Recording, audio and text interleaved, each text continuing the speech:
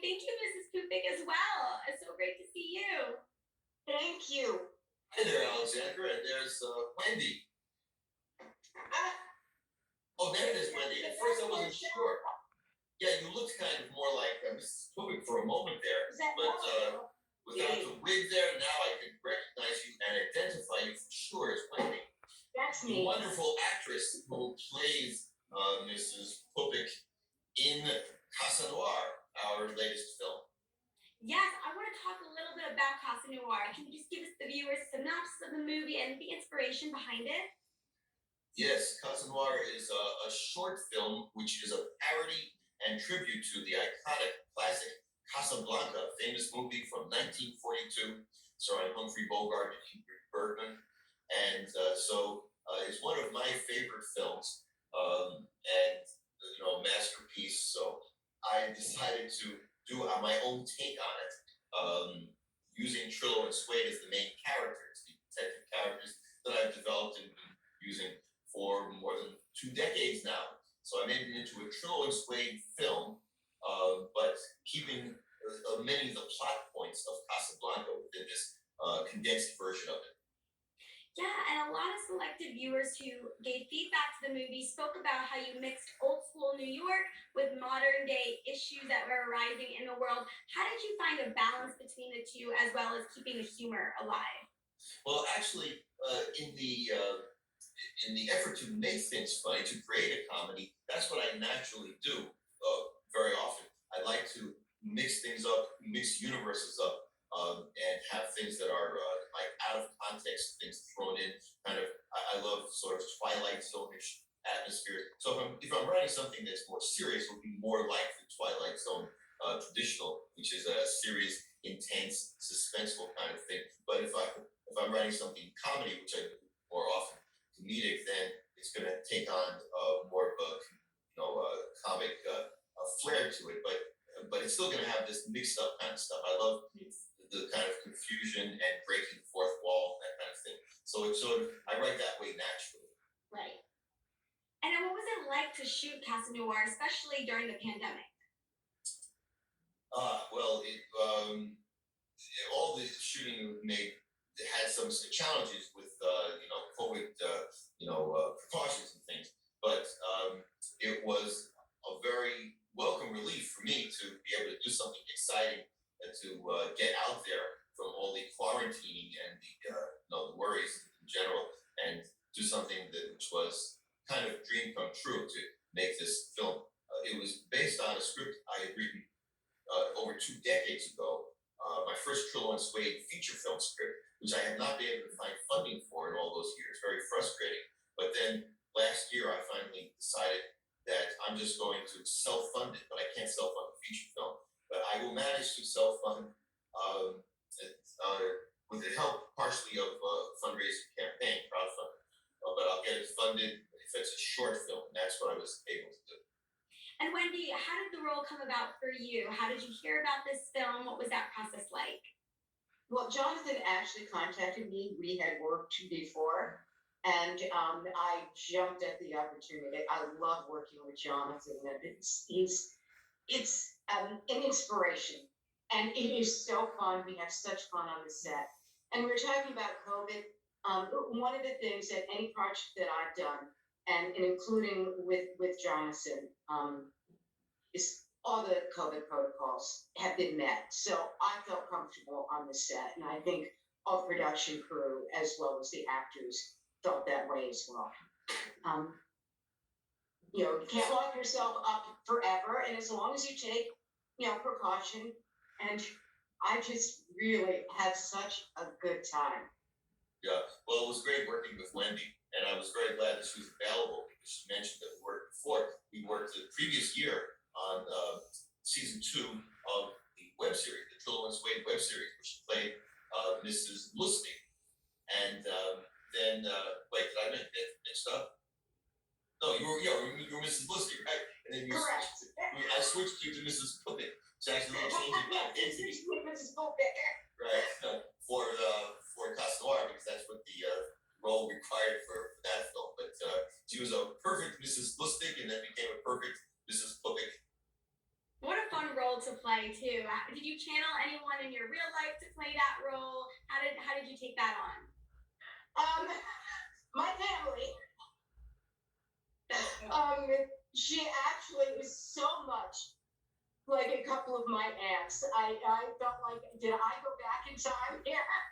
It was like reliving my childhood, except I played the other role. Oh my gosh, I loved Miss Pipik's character. I mean, she was so eccentric, and I feel like you really hit the nail on the head with like the Jewish grandmother. I'm half Jewish, so I kind of felt a little bit at home there with hearing how she spoke and her cadences. So I love that. Oh yeah, I felt right at home with it. My sister did get to see a screening, and she, when we were going home, she just laughed. She said, "Oh my God!" I said, "That is our family." She said, "Yeah, it is." Yeah, that is so funny. So right now the film is not available to the public since it is being distributed in film festivals. What is the next Yes. step in these distributions? Well, I've entered Casa Noir in many film festivals around the world, and already in these first couple of months that it's been out there, it's been selected for most of the festivals. I submitted and winning awards in most of them as well. Best short film, best comedy, various awards. Best actor. Yes, but that was a surprise. I did get a best actor award. Actually, I didn't. I did not submit it in any categories because I can't afford it. It costs money to enter it in all these different contests. There are entry fees, so I just limited myself to one category. It's either best film, best short, or best comedy. Normally, I chose one of these things. Try to get one of those awards, which it's gotten a lot of. But one of these festivals is the Rome. I forgot what it's called now. Rome something award. They get mixed up because there are so many of these festivals. But they awarded it best parody, I believe, as well as best comedy, and they added best actor. They actually gave me that. I didn't even enter myself in that category. Wow. I wish I could enter everybody. I'd love to enter supporting actors for Wendy and all the other actors, and many of the best music. I'd love to, but I couldn't afford all that. So I just go for just the main thing. But they threw that in, so that was Bonus. Wow. bonus, which I was actually a little embarrassed about because I'm pleased with my performance. It's not that I'm going to give false modesty that I don't think I did a good job. I do think I did a good job. However, the only thing I'm really embarrassed about is the fact that the leading lady, Katarina Schmidt, who wanted to be here today, unfortunately she wasn't able to make it to this podcast today, but she was so sensational. Wendy, you both saw the film. She was, so I think if anybody, she should have gotten that. But anyway, I am pleased to have gotten it. Yeah, I mean, she's beautiful both inside and outside, and such a good actress. She really is. But Jonathan, you well deserved it. What is next for Trillo and Suede? Are there any other projects in the works? Oh yes, well, actually, it ties in with Casa Noir because Casa Noir is only available at film festivals. Certain of them are doing screenings, live screenings. They don't all do that, but some of them do, and so now I'm beginning to get notification of when Casa Noir can be seen on a big screen at one of these festivals, various places around the world, and coming up the weekend of June 25th and 26th, anybody in the New York City area who's watching this can get a chance to actually see Casa Noir on a big screen. On June 25th, it's going to be at Crane Theater in Lower Manhattan, 9:30 p.m. And then it's going to be, that's on the 26th, on the 25th, the day before. That's the 26th. Yeah, so and the 25th is Saturday the day before. I just got word today that it's going to be screened at the Roosevelt Island Film Festival in the afternoon, which is on Roosevelt Island. A lot of New Yorkers never even go to Roosevelt Island, but it's right there between Queens and Manhattan. Great little place to visit at the Main Street Theater. So anyway, I guess we can let people know about, maybe we can post, or they can contact me, through my channel. Post something, right, that they can contact for details about how to get tickets to either of those screenings. So I said it ties in with Casa Noir because I'm trying to promote Casa Noir. I'm hoping that it will get enough of a buzz through winning these contests and enough screenings that I will attract the attention of some producers from actual film studios that will put up the money to shoot my feature film because I have a feature film ready to go called While the Village Sleeps. I also have a novel by the same name available on Kindle. That's available for 99 cents, so that's virtually free.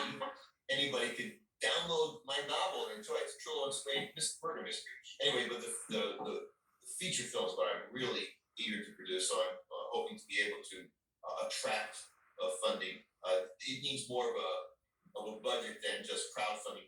I'll never be able to get to crowdfunding for this because we need $250,000, $250,000, which, as you know, is nothing for a feature film. That's a very low budget film, but it's a lot if it's out of my pocket. So anyway, that's my next step is to focus on that and trying to get the funding to shoot While the Village Sleeps as a Trillo and Suede feature film.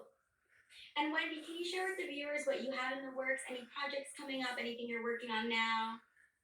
Well, right now, aside from the Trillo and Suede projects, I'm in production for a new sitcom for Amazon Prime.